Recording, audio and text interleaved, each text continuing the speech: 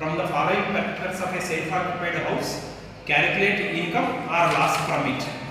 Okay, so this is the problem given in the last year's Kakatiya University question paper. Income from house property problem. Okay, from the following particulars of a self-occupied house, మీకు house ఎన్ని రకాలుగా వాడచ్చని చెప్పాను. నార్మల్గా, ప్రైమరీగా, ఫండమెంటల్గా రెండు రకాలుగా వాడచ్చు అండి. ఒకటి సెల్ఫ్ ఆక్యుపైడ్, రెండు లెట్ అవుట్. సెల్ఫ్ ఆక్యుపైడ్ అంటే సొంతానికి వాడుకుంటున్నాం, లెట్ అవుట్ అంటే అద్దెకి ఇవ్వడం జరుగుతుంది. This is a self occupied house. Okay, self occupied house calculate income or loss from it. అది చూడండి, ఫెయిర్ రెంటల్ వాల్యూ లెక్క ఇచ్చి 4 మార్క్స్ ఇచ్చారండి. In last years question paper it is given for 4 marks. Fair rental value is 1,20,000. Municipal rental value is 1,12,000. Municipal taxes or otherwise local taxes. కొన్ని సందర్భాల్లో local taxes అని కూడా ఇస్తారు. అవి 12,000. Interest on loan taken to construct the house it implies. Okay, ఆ ఇల్లు కట్టడానికి తీసుకున్న రుణముపై వడ్డీ 8,000 రూపాయలు. సో వీటితోటి you have to calculate income from house property. మీకు ఏం చెప్పాను, ఫస్ట్ స్టెప్, ప్రధానమైన స్టెప్ గ్రాస్ యాన్యువల్ వాల్యూ, స్థూల వార్షిక విలువ లెక్కించడం. ఇది మనకు సెల్ఫ్ ఆక్యుపైడ్ హౌస్ లో నిల్లుంటుంది, దాన్ని ఏమి లెక్కించవలసిన అవసరం లేదు అని చెప్పాను. If it is let out only then you have to calculate.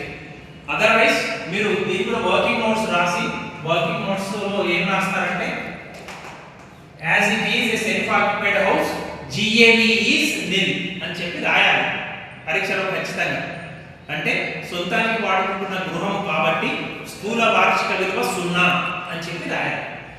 As it is a self occupied house gross annual value will be 0 అని చెప్పి రాయాలి. Okay, so GAV is equal to నిల్.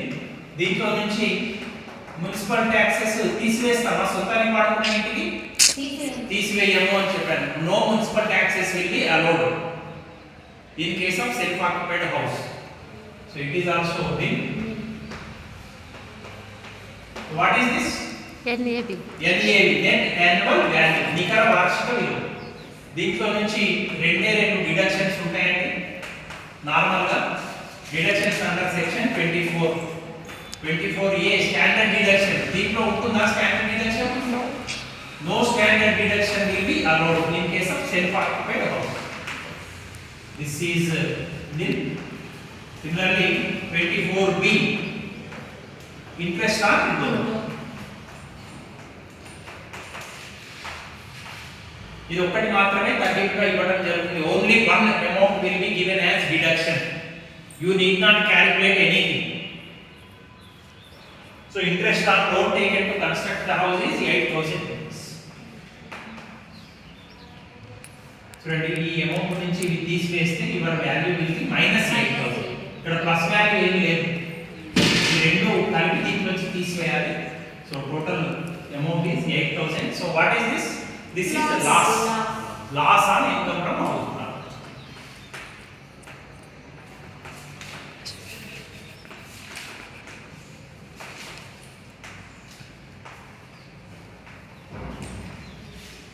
అంటే గృహాస్తి నుండి నష్టము. చూడండి, ఇది చేయడానికి ఏమైనా కష్టం అంటే 4 మార్కులు మీకు 2 నిమిషాల్లో పట్టదండి అది చేయడానికి. అసలు ఏమి కలపాలి, ఏమి తీసివేయాలని తెలిస్తే చాలు, చాలా సులభమైన లెక్క. ఈ ఇన్కమ్ ట్యాక్స్ సబ్జెక్ట్ మొత్తంలో మీకు బీకామ్లో సెకండ్ ఇయర్ 4th సెమిస్టర్ వాళ్ళకు ఈ ఇన్కమ్ ఫ్రమ్ హౌస్ ప్రాపర్టీ లెక్కకు మించిన సులభమైన లెక్క ఉండదు.